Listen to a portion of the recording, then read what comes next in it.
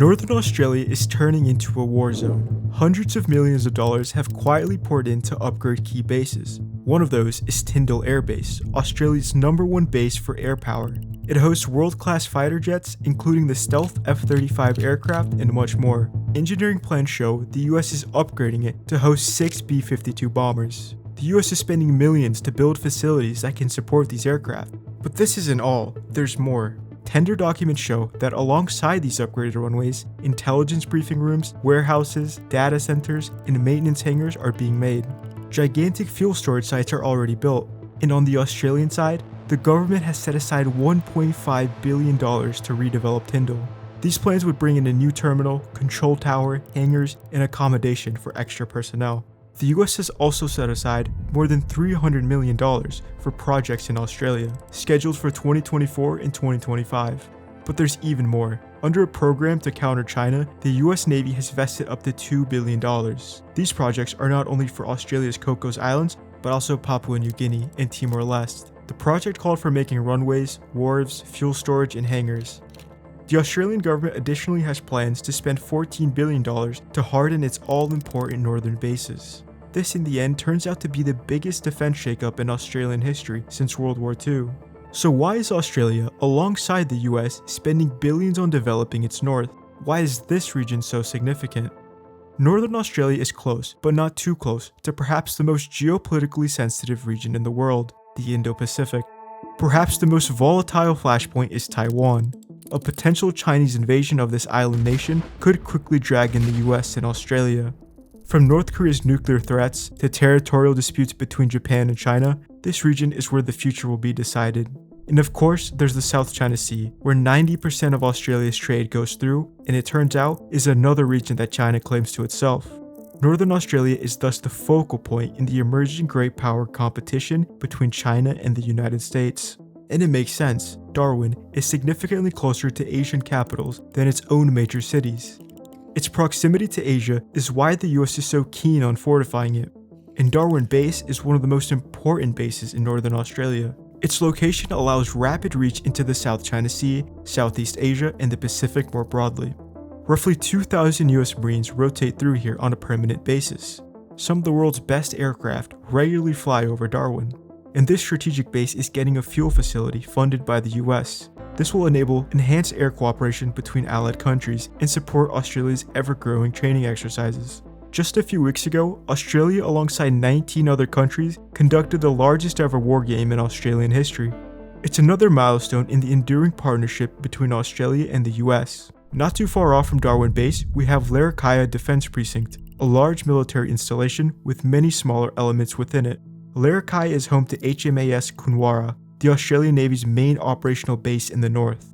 It's a home port that provides berthing and support for visiting Australian and allied warships. And Australia is also upgrading it to host larger vessels, including US Navy ships. Larrakia is mainly used as a logistics hub for US warships. Darwin Base, on the other hand, hosts large-scale exercises, rotates US troops, and is being expanded for high-end operations, making it the far more important base.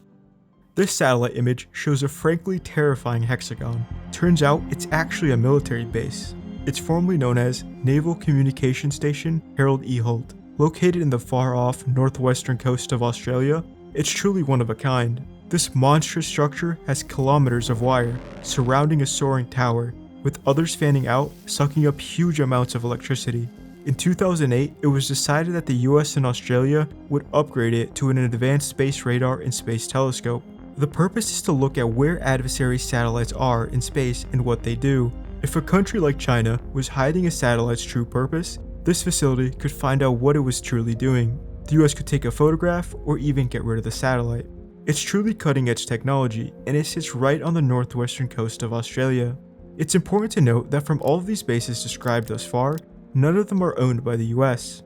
The United States doesn't have any military bases in Australia. Rather, Australia and the US jointly use them, but ownership belongs strictly to Australia. That claim becomes dubious by the secretive Pine Gap, which some claim is a CIA base. You've probably heard of it before, and while it technically isn't on the northern coast of Australia, it's worth a mention as it shows how deep the US and Australian relationship has become. Not many countries can say they host a secretive foreign base right in the middle of their country. but Australia, for better or worse, does. Pine Gap is a top secret US-Australian intelligence base. Its purpose is signals intelligence, which is a collection and analysis of information from electronic signals. Signals intelligence can reveal enemy intentions, troop movements, weapons testing, and even help locate targets. Pine Gap is critical to signals intelligence because it hosts powerful satellite and ground-based systems that can pick up these signals over long distances. The other purpose of Pine Gap is satellite surveillance. The basic idea is that you use satellites orbiting the Earth to gather information for intelligence, civilian, or military purposes. These satellites can cover a larger area, unlike ground-based sensors. For Pine Gap, satellite surveillance is used to track incoming missile launches and intercept communications. With all of this military buildup, especially in the geopolitical context of Asia, there are a few problems we have to address. The first one takes us back to Darwin, and more specifically, Darwin Port.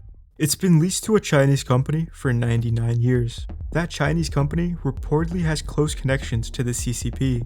That's a problem. With all of this military activity going around in Darwin, having your principal adversary around in this crucial area is not good.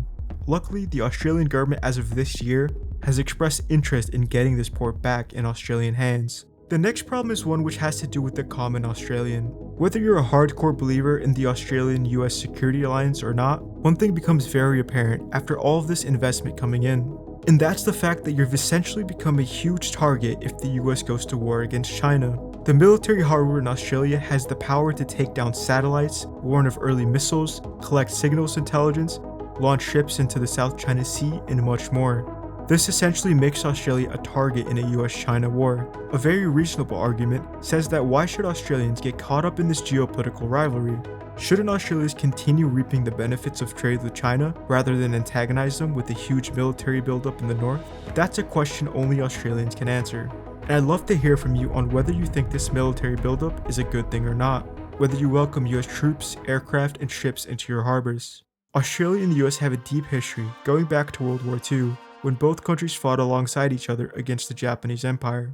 Let me know what you think in the comments below. Check out these other videos that go deeper into some of the stuff I talked about. And if you want to support me, please like this video and subscribe for more content like this. Thanks for watching, and I hope to see you again.